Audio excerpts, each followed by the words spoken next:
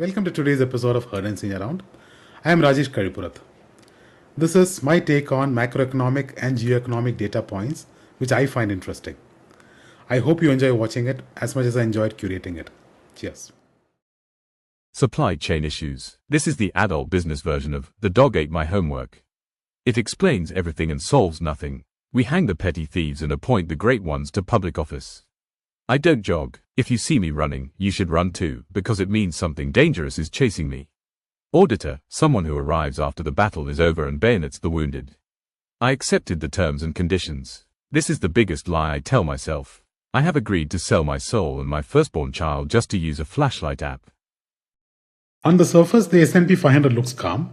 Underneath, the Magnificent Seven are quietly arguing among themselves. Alphabet and Amazon are pushing higher, while Apple, Microsoft, Meta, and Tesla look like they have misplaced momentum somewhere between guidance calls and valuation math. This isn't a roaring tech rally, it's a selective audition. Index stability is doing the PR work, but stock level conviction is thin. In short, markets aren't bullish or bearish, they're picky. And picky markets don't reward lazy positioning. This chart screams one thing: size still matters in mining.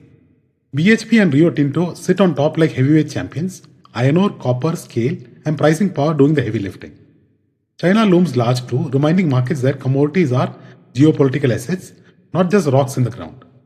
Meanwhile, copper and lithium names are quietly climbing, powered by electrification and the energy transition, less pickaxe and more power cable.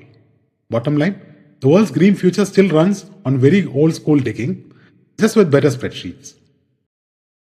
This chart makes a blunt point. CPI is still about 12% above where a clean 2% path should have landed the US. That's not noise, that's cumulative damage.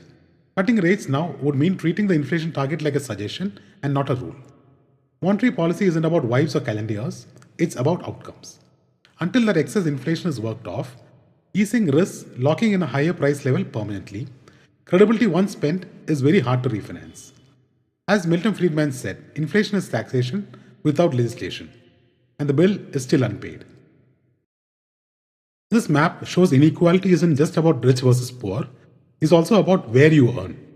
In Goa or Delhi, cracking the top 1% needs north of 40 lakh rupees. In Bihar or the Northeast, a fraction of that gets you there. The national average is 22 lakh rupees, but averages lie politely. India isn't one income ladder, it's dozens, stacked side by side. Geography, not just effort, decides how steep the climb really is. As George Bernard Shaw said, the greatest of evils and the worst of crimes is poverty. This chart shows that air power is brutally unequal. The US doesn't just lead, it laps the field with more aircraft than the next three combined. Russia and China follow, but with very different doctrines. Russia heavy on legacy platforms, China racing ahead on modernization. India's ranking reflects scale and regional necessity and not global projection. And smaller fleets don't mean weakness. Japan, Israel, and UK prove capability beats raw counts. In military aviation, numbers open the door, but technology decides who stays in the room. This list is a reminder that silver is not rare, it's unevenly placed. Mexico towers over the pack, producing nearly double the next two combined, thanks to geology and decades of mining muscle. China and Peru follow, while the rest is a long tail of byproduct silver, riding along with copper, zinc, and lead. Translation: silver supply does not respond fast to price spikes because most miners aren't digging for silver in the first place. That's why rallies feel sudden and shortages feel very personal. As Mark Twain said, a mine is a hole in the ground with a liar standing next to it.